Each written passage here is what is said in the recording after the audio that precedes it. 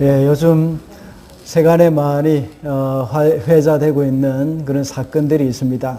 전 세계적으로도 참 어려움이 있고, 그리고 우리나라 한국에서도 이렇게 여러 주 이렇게 뉴스에 이야기되고 있는 그런 사건을 볼 때에 참 악한 권세가 활개를 치고 있는 그런 마지막 때라는 그런 생각이 많이 듭니다. 한국에는 어떤 사건이 지금 한참 많이 올라오고 있습니까? 계곡 살인 사건, 그죠? 참 이것이 몇 주째 보도가 되고 있습니다. 돈 때문에 남편을 죽였던 사람과 그 내연남이 이 악한 꾀를 같이 함께 세워가지고 온 국민을 분노하게 만드는 그런 사건입니다. 그리고 러시아가 자기 나라의 그 넓고 광활한 땅, 그리고 자원이 풍부한 그 땅을 놓아두고도 아주 작고 약한 우크라이나를 이렇게 침범해가지고 그 땅 조금이라도 차지하려고 하는 그런 생각들. 또 그런 과정에서 좀 양민들까지 무참하게 살해하는 그런 집단 살인, 이런 부분들 때문에 또 전 세계가 분노하고 있습니다. 러시아도 그렇지만 또 러시아를 지지하는 몇몇 나라들, 그런 나라들도 있고, 또 이런 전쟁을 틈타서 자국의 이익을 챙기려고 하는 그런 나라도 있습니다. 그리고 또 계곡 살인 사건도 역시 남편이 가입해 놓은 그런 보험금을 노리고 몇 번이나 살인을 시도한 흔적들을 보기도 합니다. 모두가 돈과 관련해서 좀 더 경제적인 유익을 누려보려고 하는 그런 경우라고 할 수가 있겠습니다. 오늘 본문에 나와 있는 사건은 요셉을 시기하는 형들의 그런 마음 때문에 발단이 되었지만, 결국은 동생을 팔아서 경제적인 유익을 보게 되는 그런 야곱의 아들들의 그런 모습이 그려지고 있습니다. 그리고 처음에는 이 일을 반대하던 장자 르벤도 역시 나중에는 그 악행을 묵인해버리는 그런 모습들이 여기에 나옵니다. 우리 성도들은 다른 사람들에게 참 이렇게 해를 끼치면서 자신의 유익을 구하는 그런 일들을 해서는 결코 안 됩니다. 또한 다른 사람이 행하는 그 일을 묵인하거나 또 방조해서도 안 되는 것이죠. 우리가 자칫 잘못하면 이런 악한 세대에 물들어서 자신도 모르게 방조하거나 묵인하는 그런 일들이 일어날 수도 있습니다. 이런 측면에서 볼 때에 참 우리 뉴질랜드가 정말 적극적으로 러시아의 침공에 대해서, 그 행위에 대해서 반기를 드는 그런 일들도 뉴스에서 보게 됩니다. 그 결과 이 러시아에 의해서 뉴질랜드 총리가 입국 금지 그 조치를 받았죠. 그 외에도 전 세계 정치인이나 사업가, 또 정치 고관들, 이런 사람들이 러시아로부터 입국 금지 제재의 대상이 되었습니다. 러시아로부터 이렇게 입국 금지를 받은 그 사람들은 말하기를 국민들에게 거짓말을 하고 이웃 국가를 잔인하게 대하는 정부로부터 분노를 얻게 된 것에 대해서 영광이라고 이렇게 말을 합니다. 이 사람들은 불의에 대해서 과감하게 반대하는 표시를 하고 또 이런 용기를 가지고 있었던 사람입니다. 우리 성도들도 역시 우리 삶에 일어나는 크고 작은 일에 대해서 이런 자세를 가질 필요가 있습니다. 그래서 오늘은 악인의 꾀를 따르지 말라는 제목으로 말씀을 살펴보겠습니다. 첫째로 악인의 꾀를 따르지 않기 위해서는 형제에게 해를 끼치지 말아야 합니다. 28절입니다. 그래서 미디안 상인들이 지나갈 때에 형제들이 요셉을 구덩이에서 꺼내어 이스마엘 사람들에게 은 20냥에 팔았다. 그들은 그를 이집트로 데리고 갔다.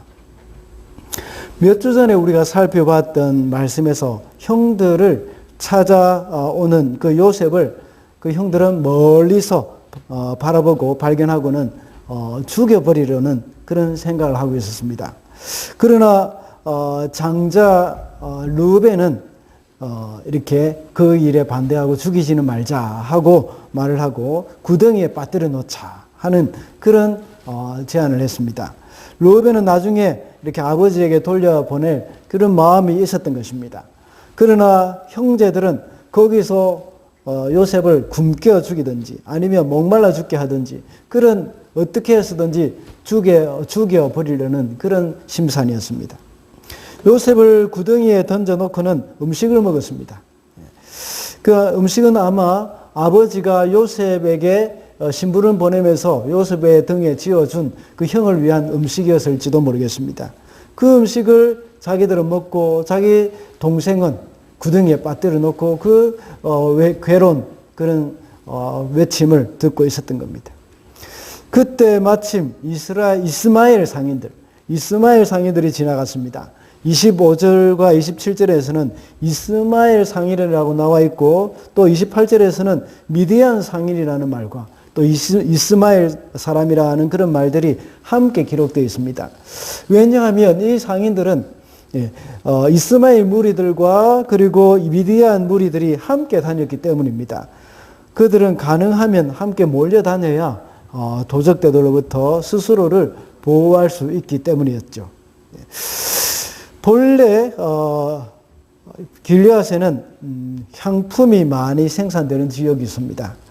그래서 예레미야 선지자는 예레미야 8장 22절에 보면 길르앗에는 향유가 있지 아니하냐 하면서 상처받은 백성들이 치유받지 못한 것에 대해서 아주 한탄하는 그런 대목이 적혀 있습니다. 그러면 그 길르앗은 향품, 유향 이런 것들이 굉장히 많이 유명했고 그 상인들은 거기서 향품을 구입해다가 이집트로 가서 팔았던 겁니다. 이 사람들은 이곳을 오고 가면서 향품을 구입하여다가 이집트로 가는 길에 이렇게 요셉을 발견하게 되고 요셉을 사가게 되었던 것입니다. 이 사람들이 이집트로 내려가면서 이 요셉을 이집트로 데려가 이 보디발의 집에 종으로 팔게 되어졌다 하고 오늘 본문 마지막 절에는 말씀을 하고 있습니다. 이렇게 요셉의 형들은 요셉을 죽이는 대신에 상인들에게 팔기로 했습니다. 물론 자기들이 직접 죽이는 것보다 요셉을 파는 것이 덜 악한 것이긴 하지만 아무 잘못도 없는 형제를 인신매매로 이렇게 넘긴다는 것은 역시 용서받을 수 없는 악한 행위입니다. 형들이 요셉을 죽이지는 않지만 이 파는 것은 형제에게 해를 끼치고 자신의 유익을 얻으려고 하는 그런 악한 일이라는 사실, 이것은 분명합니다. 우리가 아무리 직접 사람을 죽이지 않는다고 하더라도 간접적으로 다른 사람을 통해서 살인 교사를 하지 않습니까? 그것도 역시 큰 죄이지 않습니까? 직접적으로든지 간접적으로든지 어떤 방법으로든지 형제에게 해를 끼치는 것은 옳지 않은 일이며 하나님께서도 기뻐하시지 않는 일이기 때문입니다. 요즘은 한국도 각 기업체마다 근무 환경이 아주 많이 좋아졌기는 합니다. 그렇지만 아직도 열악하기는 마찬가지입니다. 열악하다는 말이 컴퓨터가 너무 낡았다거나 아니면 의자가 너무 불편하다거나 이런 말이 아니라 이 직장에서 상하관계, 상사와의 관계가 아주 좋지 못하다는 말입니다. 그래서 자신을 괴롭히는 상관에 대해서 이렇게 이 복수심으로 가득한 경우가 참 많습니다. 그래서 직접 상사에게 욕을 하거나 해를 가할 수는 없고 보통 볼링장에 가서 볼링공으로 피인을 치는 겁니다. 또는 실내 야구장에 가서 동전 몇 푼 넣고 이렇게 야구 배트를 가지고 이렇게 이 공을 치는 겁니다. 과거에는 프로레슬링이나 권투가 유명했지, 아주 인기가 많았지만 요즘은 프로레슬링이나 권투보다는 격투기가 아주 또 유행하죠.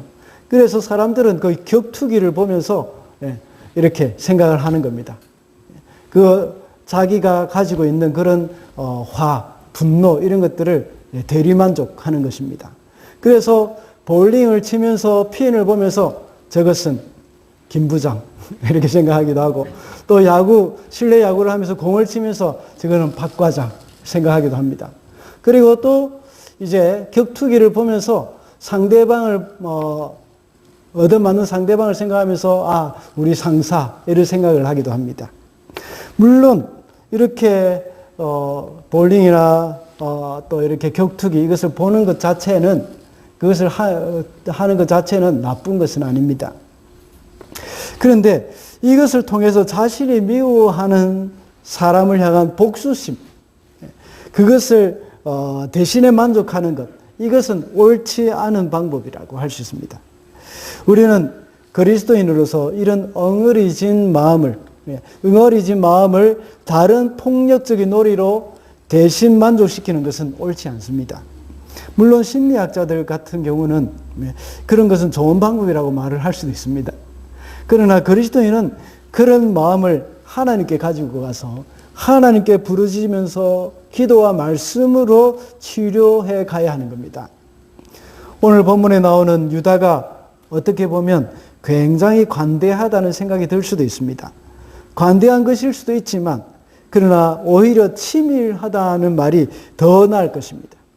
그는 직접 동생을 죽임으로써 자신들의 손에 피를 묻히기보다는 이 노예로 팔려가서 죽을 때까지 일만 하게 하는 것이 더 좋다는 생각을 가지고 있었습니다. 요셉의 꿈은 마치 요셉이 그 형들의 위에서 다스리는 입장으로 생각을 하게 만드는 것입니다. 그래서 요셉의 단은 일어서 있고 그 형들의 단은 곡식단이 이렇게 요셉을 향해서 절을 하는 부분은 이 분명히 요셉이 형들보다 높은 지위에서 그들을 다스리는 위치라는 것은 누구나 다 잘 알 수 있는 그런 꿈입니다. 그러나 유다와 그의 형제들은 요셉을 팔아버리되 그 꿈과는 전혀 반대의 모습인 노예로 팔아버리는 겁니다. 그러면서 이제는 결코 그런 일이 일어나지 않을 것이라고 생각을 하고 이제 팔아버리는 겁니다. 이렇게 함으로써 그들이 처음 요셉을 죽이려 할 때, 자기들이 그 요셉을 죽이려고 모의를 할 때에 그 꿈이 어떻게 되나 보자 하고 말했던 것 같이 그가 노예가 되어서 결코 그 꿈이 이루어지지 않을 것이라고 생각을 했던 것입니다. 그리고 간접적으로 자신의 눈에서 이제 없애버리는 것이 이제 더 마음이 편했던 것이죠. 거기다가 뭡니까? 돈도 들어오지 않습니까? 요셉을 은 20냥에 팔았다고 기록되어 있는데 보통 장정은 30냥, 은 30냥입니다. 그런데 20세 이하의 어린 사람들은 그 값이 20냥입니다. 요셉이 그때 10대의 청소년이었기 때문에 20냥에 팔렸던 겁니다. 은 20냥은 그 금액이 얼마나 되는가 하면 노동자의 2년치의 품삯이 됩니다. 적지 않은 돈이죠. 그 돈을 어떻게 했겠습니까? 다 형들 자기들끼리 나누어 가졌을 것입니다. 많은 돈을 가지게 된 것입니다. 오늘날도 자신의 유익을 위해서 형제 또는 다른 사람들에게 해를 끼치는 일이 얼마나 많습니까? 서론에서 말씀드린 계곡 살인 사건도 그렇고 러시아의 침략도 그렇습니다. 우리는 이런 사람들이나 러시아를 향해서 욕을 하기 전에 우리 속에 있는 우리의 이러한 모습은 없는지 되돌아볼 필요가 있습니다. 이와 같이 다른 사람들이 당하는 불이익은 아랑곳하지 않고 자신의 유익에만 관심을 가진다면 우리는 러시아나 또 계곡 살인 사건의 피해자 그리고 요셉의 형들과 다를 바 없을 것입니다. 우리는 이런 사람들을 보면서 우리의 죄악된 모습을 돌이켜봐야 하는 겁니다. 그러므로 우리가 악인의 꾀를 따르지 않기 위해서는 형제에게 또 이웃에게 해를 끼치는 일을 해서는 안 되겠습니다. 둘째로 악인의 꾀를 따르지 않기 위해서는 범죄를 묵인하지 말아야 합니다. 31절과 32절입니다. 그들은 염소 한 마리를 죽이고 요셉의 옷을 가지고 가서 거기에 피를 묻혔다. 그들은 피 묻은 그 화려한 옷을 아버지에게로 가지고 가서 말하였다. 우리가 이 옷을 주었습니다. 이것이 아버지의 아들의 옷인지 잘 살펴보시기 바랍니다. 처음에 장자 루벤은 처음에는 어떻게 해서라든지 요셉을 살려서 아버지에게로 돌려보내려고 했습니다. 그러다가 잠시 자리를 비우는 사이에 다른 형제들이 요셉을 미디안 상인들에게 팔아버렸습니다. 요셉이 없어진 것에 대해서 루벤은 크게 슬퍼하면서 옷을 찢으며 울었습니다. 그렇지만 나중에 다른 형제들이 요셉의 옷을 이 순염소의 피에 적시고 아버지에게 가져갈 때는 아무 말이 없었습니다. 동생들이 요셉의 옷에 염소의 피를 묻히는 것과 그리고 아버지에게 거짓으로 말하는 것에 대해서 르벤은 묵인했습니다. 결국은 다른 형제들의 그 악한 행동에 동참하는 것을 보게 되는 것입니다. 그는 장자로서 아우들이 아버지께 거짓을 행하는 것을 막아야 했습니다. 그리고 그토록 슬퍼하는 아버지에게 진실을 말했어야 합니다. 그러나 르벤은 동생들의 범죄를 묵인했습니다. 묵인한다는 것은 곧 그들의 범죄에 소극적인 방법으로 동참하는 것이나 마찬가지입니다. 그는 요셉을 해치는 일에는 가장 의로운 사람으로 행동하고 있었지만 자기의 의로움을 끝까지 지켜내지 못하고 형제들의 죄에 동참하게 된 것입니다. 이 사실을 볼 때에 의로움을 지켜내기가 얼마나 어려운 일인가를 잘 보여주고 있습니다. 우리 신앙인도 세상 속에서 의롭게 살다가 어느 한계선에 다다르면 타협을 하고 세상을 따라가려는 그런 유혹을 받는 경우가 참 많습니다. 이럴 때일수록 영적으로 깨어 있어서 그 유혹을 뿌리치고 마지막까지 신앙인으로서 의로움을 지켜가야 합니다. 우리는 범죄를 보고 묵인해서는 안 되며 우리가 할 수 있는 것은 할 수 있는 한 그것을 다 막아야 합니다. 그렇다면 르벤은 왜 요셉을 구해주지 못했을까요? 그도 역시 죄인이기 때문입니다. 르벤은 아버지에게 씻을 수 없는 죄를 범한 사람입니다. 아버지의 첩과 간음을 한 그 아들은 어떤 것으로든지 어떤 방법으로든지 그 죄를 씻을 수가 없습니다. 그 결과 죽든지 아니면 쫓겨나서 이제 언약의 자손의 이 라인에서 쫓겨나든지 끊어지든지 그 제외되어져야 하는 그런 상황입니다. 그래서 그가 아버지로부터 죄를 조금이라도 씻을 수 있는 방법은 뭐겠습니까? 아버지의 생명과 같은 아버지의 전부이고 또 아버지의 모든 소망이었던 그 요셉을 구해서 아버지께로 다시 돌려보내는 것입니다. 그러나 그는 비록 장자였지만 전에 지은 죄로 인하여서 형제들에게 인정을 받지 못하고 있었습니다. 여기서 우리가 교훈을 얻을 수 있는 것은 죄인은 다른 사람을 구할 수 없다는 것입니다. 그런데 오늘날 많은 사람들은 구원을 얻기 위해서 또 다른 죄인을 의지할 때가 참 많습니다. 그러나 사람으로서는 그 누구도 구원자가 될 수 없습니다. 왜냐하면 모든 사람들이 다 죄를 지었기 때문입니다. 사람을 구원하기 위해서는 대신 죽어야 한다고 했습니다. 왜냐하면 죄의 삭은 사망이기 때문에 누군가가 죄를 대신해서 죽어야 나의 죄가 용서를 받게 되는 겁니다. 그런데 모든 사람이 다 죄를 지었기 때문에 그 누구도 다른 사람을 위해서 대신 죽어줄 수는 없습니다. 오직 죄가 없으신 하나님만이 가능한 것입니다. 그래서 완전한 하나님이시고 완전한 사람이 되신 예수님만이 유일한 우리의 구원자가 될 수 있는 겁니다. 그런 이유로 르벤은 아무리 슬퍼하며 옷을 찢을 정도로 요셉에 대한 긍휼이 있다고 해도 요셉을 구해줄 수 없는 인물이었습니다. 르벤은 자기도 겨우 그 형제들 틈에 끼어 있는 그런 형편이었죠. 그러니 비록 르벤은 장자였지만 그의 말은 전혀 형제들에게 권위가 없었습니다. 그래서 요셉의 옷을 수념소에 피에 적셔서 아버지께 보내고 요셉을 판 돈을 서로 나누어 가지는 것에 대해서 아무 소리 못하고 묵인할 수밖에 없었습니다. 이렇게 묵인한다고 해서 자기의 책임이 없다고 생각하는 착각입니다.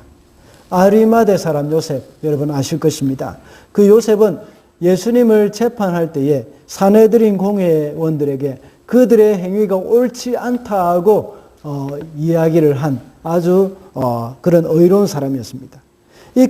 이렇게 담대하게 노라고 말을 할 수 있어야 합니다. 비록 자기는 큰 죄를 지어서 형제들에게 전혀 권위도 없고 할 말이 없지만 그렇게 하면 안 된다고 말할 수 있어야 합니다. 르우벤은 자신의 연약함 때문에 그것을 묵인하고 말았습니다. 우리 성도들도 마찬가지입니다. 우리는 모두가 다 죄인입니다. 연약함이 있습니다. 그러나 우리의 연약함에 집중하다 보면 더욱 의기소침하게 됩니다. 비록 우리는 연약하고 죄도 많이 지었습니다. 그럼에도 불구하고 우리는 하나님의 자녀라는 사실을 잊어서는 안 되겠습니다. 르우벤도 역시 그가 아버지에게 이 큰 죄를 지었지만 아버지 야곱은 르우벤을 쫓아내지 않았습니다. 여전히 아들로 삼고 있었습니다. 르우벤은 그 사실을 기억해야 합니다. 그가 무슨 말만 하면 그의 형제들이 콧방귀를 낄 수도 있습니다. 그럼에도 불구하고 그 일을 묵인하면 안 됩니다. 우리가 의로운 일을 하려고 하고 악에 동조하지 않으려고 할 때에 악한 사탄은 우리를 정죄하려고 할 때도 많습니다. 혼자 잘난 척한다 하는 그런 말을 할 수도 있겠죠. 그리고 너는 이런 죄도 지었고 저런 죄도 지었고 하면서 네가 그런 말 할 자격이 없을 텐데 하면서 비아냥거릴 수도 있습니다. 그럴 때 우리가 어떻게 해야 되겠습니까? 우리 많이 들은 말이 있지 않습니까? 어떻게 해야 되겠습니까? 나는 그 네 말이 맞아. 나는 네가 하는 그 말보다 더 악한 놈이지만 그러나 예수님이 나를 용서해 주셨어 하면서 이렇게 대꾸를 해줘야 됩니다. 그렇게 하면서 나쁜 일에 대해서 묵인하지 않아야 한다는 겁니다. 그래서 우리가 말을 하고 나쁜 일에 대해서 말을 하고 악인의 꾀를 따르지 말아야 한다는 겁니다. 마지막으로 악인의 꾀를 따르지 않기 위해서는 부모의 슬픔을 외면하지 말아야 합니다. 35절 말씀입니다. 그의 아들, 딸들이 모두 나와서서 그를 위로하였지만 그는 위로받기를 마다하면서 탄식하였다. 아니다. 내가 울면서 나의 아들이 있는 수올로 내려가겠다. 아버지는 이런 자식을 생각하면서 울었다. 아버지 야곱이 피 묻은 요셉의 옷을 발견하고는 큰 슬픔에 잠겼습니다. 아버지가 이렇게 큰 슬픔에 빠질 줄은 그 형제들도 미처 생각지도 못했을 것입니다. 예상외로 아버지의 이 슬픔은 굉장히 컸습니다. 아버지는 잠깐 애통하다가 시간이 지나면 그만 포기하고 잊을 줄 알았습니다. 그런데 오늘 본문 33절에서 보면 부러지져 울었다고 말씀하고 있습니다. 그리고 방금 읽은 35절에서 보면 울었다는 말, 이것도 역시 원문에 보면 소리치며 통곡했다는 것입니다. 야곱의 슬픔은 그의 삶의 모든 의미를 잃어버리게 할 만큼 엄청난 것이었습니다. 그래서 그는 위로를 거절하고 나의 아들이 있는 수올로 내려가겠다 하고 말할 정도였습니다. 지금까지 야곱의 생애를 볼 때에 야곱이 이토록 심하게 울었던 적은 없습니다. 모든 아들, 딸들이 나서서 아버지를 위로하려고 했지만 아무 소용이 없었습니다. 야곱은 자기의 생명과 같은 아들, 요셉을 세겜으로 보내서 그 형제들의 안부를 확인하려고 했습니다. 그런데 이런 결과가 일어난 것을 보고는 슬픔을 이길 수가 없었던 것입니다. 예수님의 비유 중에서 악한 포도원 농부의 비유를 아마 여러분들 아실 것입니다. 포도원 주인이 이제 포도원을 만들고 다 이제 모든 환경을 다 갖추고 나서 이 농부들에게 세를 주었습니다. 그리고 나서 세를 받기 위해서 종들을 보냈을 때에 이 농부들은 종들을 때리거나 죽여 버렸습니다. 그리고 이제 여러 번 시간이 지난 후에 또다시 아들을 보냈습니다. 그럴 때에 그 농부들은 어떻게 했습니까? 그 주인의 아들이라는 사실을 알고 죽이고 자기들이 그 포도원을 상속받자 하고 생각하고 죽여버렸습니다. 이럴 때에 그 포도원의 아들을 잃은 그 포도원 주인은 얼마나 슬픔이 컸겠습니까? 이것이 바로 하나님 아버지의 슬픔입니다. 바로 이러한 야곱의 슬픔이 이와 같다는 것입니다. 하나님의 슬픔이 바로 이러한 슬픔입니다. 사랑하는 아들을 보냈지만 인간들은 그 아들을 죽여버렸습니다. 예수께서 십자가에 못 박혀 돌아가실 때에 온 땅이 어두움이 임하고 또 지진이 나고 바위가 터졌다고 마태복음 27장에서 말씀하고 있습니다. 이것이 바로 하나님 아버지의 슬픔이 표현된 것입니다. 사랑하는 아들의 죽음과 아들과의 단절된 관계, 이것 때문에 하나님 아버지의 슬픔이 이 자연계를 통해서 나타난 것입니다. 온 세상이 빛을 잃고 성소의 휘장이 찢어지고 땅이 진동하며 바위가 터질 만큼 엄청난 슬픔이 우리 하나님께 찾아온 것입니다. 35절에서 요셉의 형들은 아버지를 위로했다고 기록해 놓고 있습니다. 그러나 그 위로는 이 거짓 위로이고 전혀 도움이 되지 않는 위로입니다. 아무 죄도 없는 동생을 미디안 상인들에게 팔고서 위로하고자 하는 그 형들의 모습은 정말 이중적이고 거짓된 악한 모습임을 우리에게 보여주고 있습니다. 야곱의 아들들이 진정으로 아버지를 위로하기를 원했다면 어떻게 해야 하겠습니까? 요셉은 아버지의 생명과도 같은 존재라는 것을 알았다면 모든 것을 뒤로하고 자기들이 팔아넘긴 동생을 가서 찾아와야 하는 겁니다. 언젠가 한번 말씀드린 적이 있습니다. 누가복음 15장에 보면 집 나간 둘째 아들의 비유가 나옵니다. 둘째 아들은 비록 아버지의 많은 재산을 가지고 나갔지만 집 나간 아들에 대한 아버지의 마음은 걱정과 염려밖에 없었습니다. 그런데 집에 있는 큰아들은 그런 아버지의 마음에는 신경도 쓰지 않고 자기가 맡은 일만 열심히 했습니다. 아침 일찍 밭에 나가서 일을 하고 저녁에 돌아왔습니다. 아버지의 마음을 알지 못했던 것입니다. 아버지의 마음과는 상관없이 일을 한 것입니다. 오히려 날마다 동구 밖에 나가서 동생이 돌아오기를 기다리고 걱정만 하는 아버지가 한심했을 것입니다. 그래서 때로는 아버지에 대한 불만도 표현했을 수도 있습니다. 아버지, 그만 좀 들어가세요. 그 녀석 아버지 재산 그렇게 많이 가져갔으니까 어디서 잘 먹고 잘 살겠죠? 하고 이렇게 말했을 것입니다. 사실 누가복음에 나오는 이 집 나간 둘째 아들의 비유를 가리켜 많은 사람들은 탕자 비유라고 말을 합니다. 사실 진짜 탕자는 둘째 아들이 아니라 큰아들입니다. 예수께서 이 비유를 하신 것은 바리새인과 서기관들을 빗대서 하는 말씀입니다.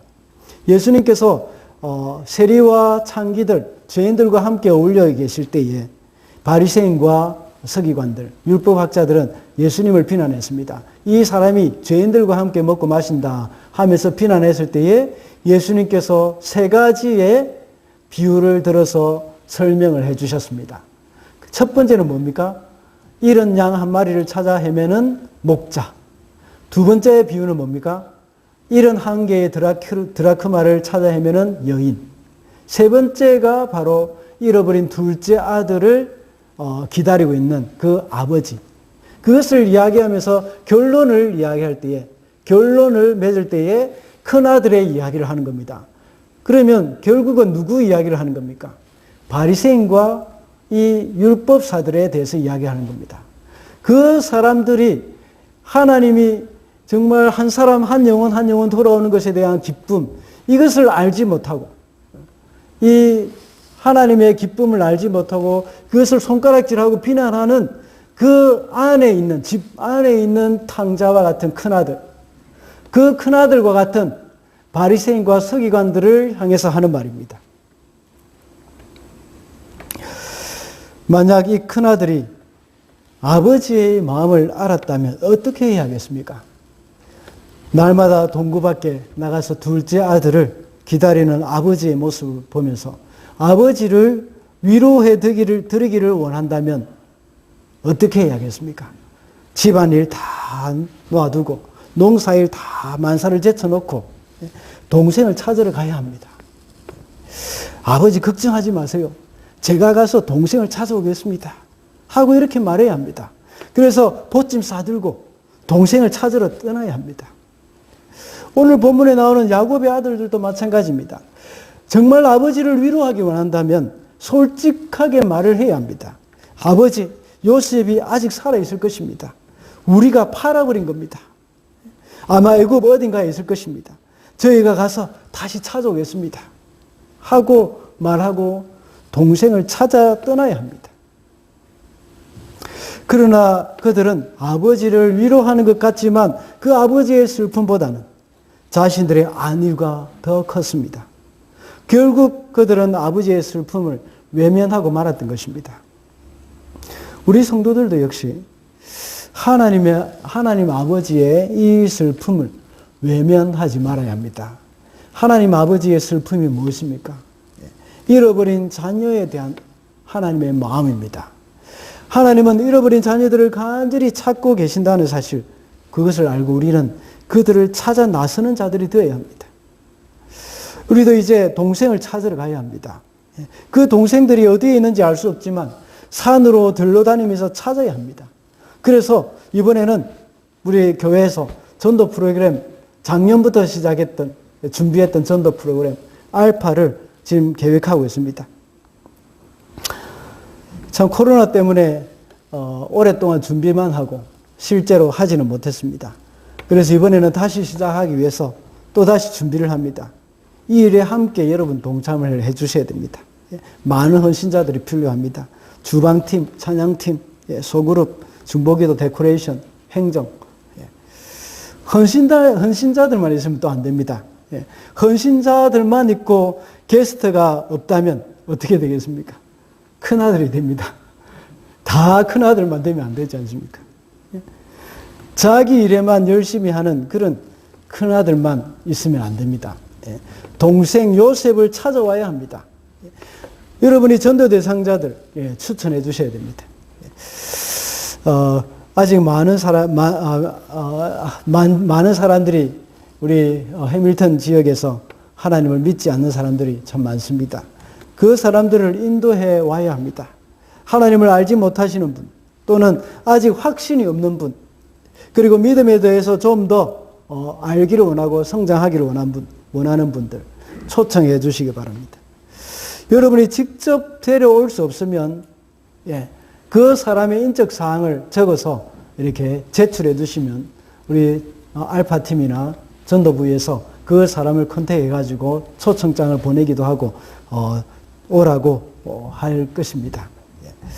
그래서 매주 화요일마다 정성스러운 식사를 준비하고 또 그들이 잘 알고 있는 그 믿지 않는 사람들, 그 사람들이 잘 알고 익숙해 있는 그런 가요들, 건전 가요들 이런 것들도 부릅니다.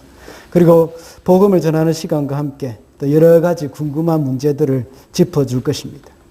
그리고 소그룹을 통해서 또 서로 교제도 하면서 말씀으로 토론을 하는 시간도 가지게 됩니다.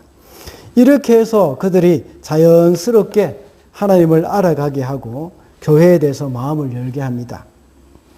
여러분이 하실 일은 함께 기도하면서 사람들을 초청하는 것입니다.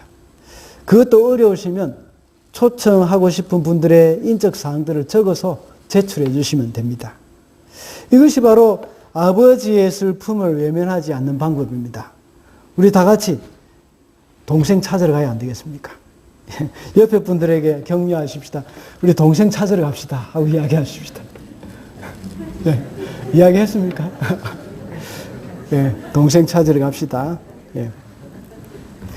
말씀을 맺겠습니다. 오늘은 악인의 꾀를 따르지 말라는 제목으로 말씀을 살펴봤습니다. 이 땅은 지금 악의 세력들이 지배하고 있기 때문에 우리 성도들이 정말 의롭게 살아가기는 너무나도 힘겨운 영적 전쟁을 해야 합니다. 이런 가운데서 우리가 바로 하나님의 용서받은 자녀라는 사실을 잊어서는 안 되겠습니다. 그래서 악인의 꾀를 따르지 않기 위해서는 형제를 해롭게 해서는 안 됩니다. 사람은 조그마한 유익을 위해서 이웃을 속이기도 합니다. 그리고 내가 불이익을 당하지 않기 위해서 이웃에게 피해를 주는 일을 서슴지 않고 하는 그런 요즘 세상입니다. 이럴 때 우리는 깨어 있어야 합니다.